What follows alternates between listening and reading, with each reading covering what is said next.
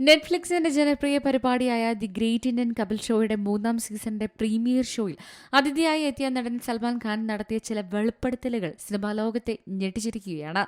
സൽമാൻ ഖാൻ തന്റെ ആരോഗ്യവുമായി ബന്ധപ്പെട്ട് നടത്തിയ പുതിയ വെളിപ്പെടുത്തലാണ് ബോളിവുഡ് ലോകത്ത് ചർച്ചയാകുന്നത്.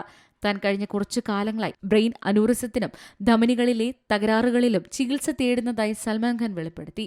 ഷോയുടെ അവതാരകൻ കപിൽ ശർമ്മ ചോദിച്ച ചില ചോദ്യങ്ങൾക്ക് മറുപടി പറയവെയാണ് 59-കാരനായ സൽമാൻ ഖാൻ ഇതേക്കുറിച്ച് വെളിപ്പെടുത്തിയത്. ഓരോ ദിവസവും കഷ്ടപ്പെട്ടാണ് ജോലി ചെയ്യുന്നത്. എന്റെ എല്ലുകൾ നുറുങ്ങുകയാണ്.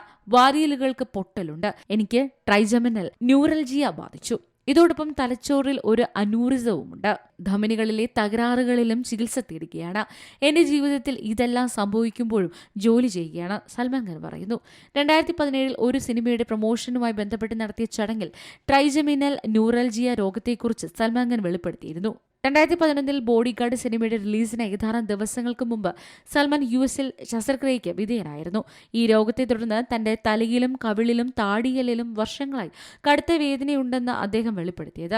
തലയോട്ടിയിലെ ഞരമ്പുകളിൽ ഏറ്റവും വലുതായ ട്രൈജമിനൽ നാഡിയിൽ നിന്നാണ് ഈ രോഗമുണ്ടാകുന്നത്. മുഖത്തും തലയിലും കവിളിലും താടിയെല്ലിലുമെല്ലാം ഒന്ന് സ്പർശിക്കുമ്പോൾ പോലും കടുത്ത വേദന ഉണ്ടാകുന്നതാണ് രോഗലക്ഷണം. മനുഷ്യനുണ്ടാവുന്ന ഏറ്റവും വേദനാജനകമായ രോഗമാണിതെന്നും അറിയപ്പെടുന്നുണ്ട്.